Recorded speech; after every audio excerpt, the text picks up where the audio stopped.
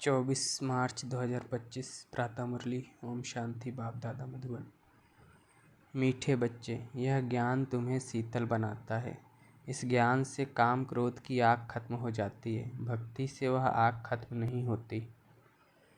प्रश्न, याद में मुख्य मेहनत कौन सी है? उत्तर, बाप की याद में बैठते समय देह भी याद न आए। आत्म अभिमानी बन बाप को याद करो, यही मेहनत है। इसमें ही विघ्न पड़ता है, क्योंकि आधा कल्प देह अभिमानी रहे हो। भक्ति माना ही देह की याद। ओम शांति। तुम बच्चे जानते हो, याद के लिए एकांत की बहुत ज़रूरत है। जितना तुम एकांत व शांत में बाप की याद में रह सकते हो, उतना झुंड में नहीं रह सकते हो। स्कूल में भी बच्चे पढ़ते हैं तो एकांत में जाकर स्टडी करते हैं। इसमें भी एकांत चाहिए। घूमने जाते हो तो उसमें भी याद की यात्रा मुख्य है। पढ़ाई तो बिल्कुल सहज है, क्योंकि आधा कल्प माया का राज्य आने से ही तुम देह अभिमानी बनते हो। पहला शत्रु है देह अभिमान। बाप को याद करने के बदले देह को याद कर लेते हैं। इसको देह का अहंकार कहा जाता है। यहाँ तुम बच्चों को कहा जाता है आत्म अभिमानी बनो। इसमें ही मेहनत लगती है। अब भक्ति तो छूटी, भक्ति होती ही है शरीर के साथ। तीर्थों आदि पर शरीर को ले जाना पड़ता है। दर्शन करना है, यह करना है, शरीर को जाना पड़े। यहाँ तुमको यही चिंतन करना है कि हम आत्मा हैं। हमको परमपिता परमात्मा बाप को याद करना है। बस जितना याद करेंगे तो पाप कट जाएंगे। भक्ति मार्ग में तो कभी पाप कटते नहीं हैं। कोई बूढ़े आदि होते हैं तो अंदर में यह वहम होता है, हम भक्ति नहीं करेंगे तो नुकसान होगा, नास्तिक बन जाएंगे। भक्ति की जैसे आग लगी हुई है और ज्ञान है शीतलता। इसमें काम क्रोध की आग खत्म हो जाती है। भक्ति मार्ग में मनुष्य कितने भावना रखते हैं, मेहनत करते हैं। समझो बद्रीनाथ पर गए, मूर्ति का साक्षात्कार हुआ, फिर क्या? झट भावना बन जाती है। फिर बद्रीनाथ के सिवा और कोई की याद बुद्धि में नहीं रहती। आगे तो पैदल जाते थे। बाप कहते हैं मैं अल्पकाल के लिए मनोकामना पूरी कर देता हूँ, साक्षात्कार कराता हूँ। मैं इनसे मिलता नहीं हूँ। मेरे बगैर वर्षा थोड़ी ही मिलेगा। वर्षा तो तुमको मेरे से ही मिलना है ना। यह तो सभी देहधारी हैं। वर्षा एक ही बाप रचता से मिलता है। बाकी जो भी हैं जड़ अथवा चैतन्य, वह सारी हैं रचना। रचना से कभी वर्षा मिल न सके। पतित पावन एक ही बाप है। कुमारियों को तो संग दोष से बहुत बचना है। बाप कहते हैं इस पतित पने से तुम आदि मध्य अंत दुख पाते हो। अभी सब है पतित, तुम्हें अभी पावन बनना है। निराकार बाप ही आकर तुमको पढ़ाते हैं। ऐसे कभी नहीं समझो कि ब्रह्मा पढ़ाते हैं। सबकी बुद्धि शिव बाबा तरफ रहनी चाहिए। शिव बाबा इन द्वारा पढ़ाते हैं। तुम दादियों को भी पढ़ाने वाला शिव बाबा है। उनकी क्या खातिरी करेंगी? तुम शिव बाबा के लिए अंगूर आम ले आते हो। शिव बाबा कहते हैं मैं तो अभोक्ता हूँ, तुम बच्चों के लिए ही सब कुछ है। भक्तों ने भोग लगाया और बांटकर खाया, मैं थोड़े ही खाता हूँ। बाप कहते हैं मैं तो आता ही हूँ तुम बच्चों को पढ़ाकर पावन बनाने। पावन बनकर तुम इतना ऊंच पद पाएंगे, मेरा धंधा यह है। कहते ही हैं शिव भगवान वाच। ब्रह्मा भगवान वाच तो कहते नहीं हैं, ब्रह्मा वाच भी नहीं कहते हैं। भले यह भी मुरली चलाते हैं, परंतु हमेशा समझो शिव बाबा चलाते हैं। किसी बच्चे को अच्छा तीर लगाना होगा तो खुद प्रवेश कर लेंगे। ज्ञान का तीर तीखा गाया जाता है ना। साइंस में भी कितनी पावर है। बॉम्ब शादी का कितना धमाका होता है। तुम कितनी साइलेंस में रहते हो। साइंस पर साइलेंस विजय पाती है। तुम इस सृष्टि को पावन बनाते हो। पहले तो अपने को पावन बनना है। ड्रामा अनुसार पावन भी बनना ही है, इसलिए विनाश भी नूंधा हुआ है। ड्रामा को समझकर बहुत हर्षित रहना चाहिए। अभी हमको जाना है शांति धाम। बाप कहते हैं वह तुम्हारा घर है। घर में तो खुशी से जाना चाहिए ना।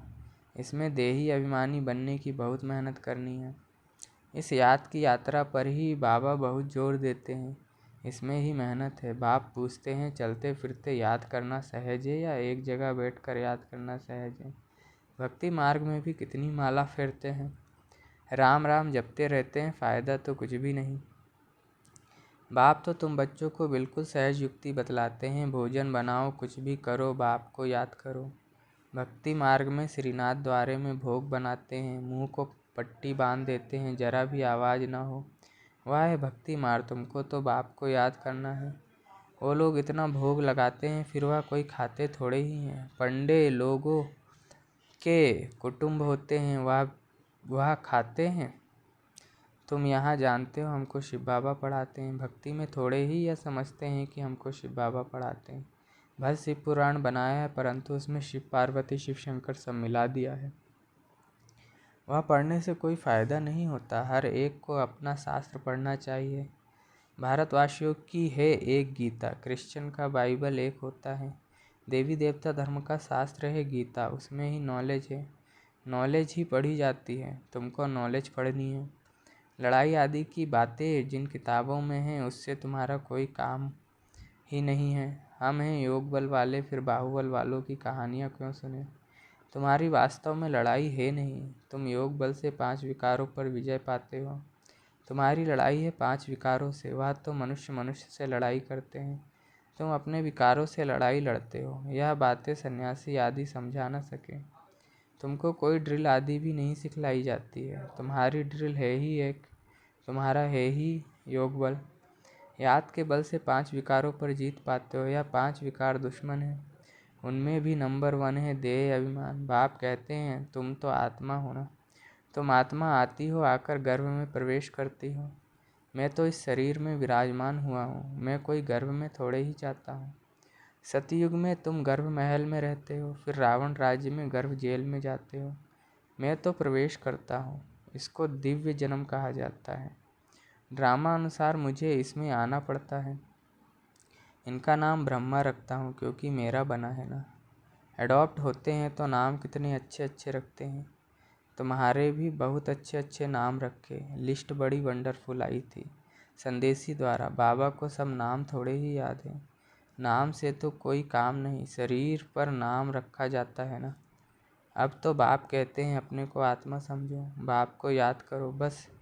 तुम जानते हो हम पूज्य देवता बनते हैं, फिर राज्य करेंगे, फिर भक्ति मार्ग में हमारे ही चित्र बनाएंगे। देवियों के बहुत चित्र बनाते हैं। आत्मा की भी पूजा होती है, मिट्टी के शालिग्राम बनाते हैं, फिर रात को तोड़ डालते हैं। देवियों को भी सजाकर पूजा कर फिर समुद्र में डाल देते हैं। बाप कहते हैं मेरा भी रूप बनाकर खिला पिलाकर फिर मुझे कह देते ठिक्कर पित्तर में है। सबसे दुर्दशा तो मेरी करते हैं। तुम कितने गरीब बन गए हो। गरीब ही फिर ऊंच पद पाते हैं, साहूकार मुश्किल उठाते हैं। बाबा भी साहूकारों से इतना लेकर क्या करेंगे। यहाँ तो बच्चों के बूंद बूंद से यह मकान आदि बनते हैं। कहते हैं बाबा हमारी एक ईंट लगा दो, समझते हैं रिटर्न में हमको सोने चांदी के महल मिलेंगे। वहाँ तो सोना ढेर रहता है, सोने की ईंटें होंगी तब तो मकान बनेंगे। तो बाप बहुत प्यार से कहते हैं मीठे मीठे बच्चे अब मुझे याद करो। अब नाटक पूरा होता है। बाप गरीब बच्चों को साहूकार बनने की युक्ति बताते हैं। मीठे बच्चे तुम्हारे पास जो कुछ भी है ट्रांसफ़र कर दो। यहाँ तो कुछ भी रहना नहीं है। यहाँ जो ट्रांसफ़र करेगा वह नई दुनिया में तुमको 100 गुना होकर मिलेगा। बाबा कुछ मांगते नहीं हैं, वह तो दाता है। यह युक्ति बताई जाती है। यहाँ तो सब मिट्टी में मिल जाना है। कुछ ट्रांसफ़र कर देंगे तो तुमको नई दुनिया में मिलेगा। इस पुरानी दुनिया के विनाश का समय है। यह कुछ भी काम में नहीं आएगा। इसलिए बाबा कहते हैं घर घर में यूनिवर्सिटी कम हॉस्पिटल खोलो, जिससे हेल्थ और वेल्थ मिलेगी। यही मुख्य है। अच्छा, मीठे मीठे सिकलदे बच्चों प्रति माता पिता बाप दादा का याद प्यार और गुड मॉर्निंग। रूहानी बाप की रूहानी बच्चों को नमस्ते। मुझ रूहानी बच्चे की रूहानी माता पिता मम्मा बाबा बाप दादा को याद प्यार गुड मॉर्निंग और नमस्ते। शुक्रिया बाबा, शुक्रिया आपका पद्मा पदम गुणा शुक्रिया। धारणा के लिए मुख्य सार। पहला है संग दोष से अपनी बहुत बहुत संभाल करनी है। कभी पतितों के संग में नहीं आना है। साइलेंस बल से इस सृष्टि को पावन बनाने की सेवा करनी है।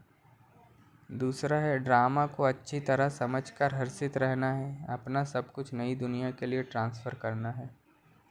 वरदान है बाप द्वारा सफलता का तिलक प्राप्त करने वाले सदा आज्ञाकारी दिल तक नशीन भाव। भाग्य विधाता बाप रोज अमृत वेले अपने आज्ञाकारी बच्चों को सफलता का तिलक लगाते हैं।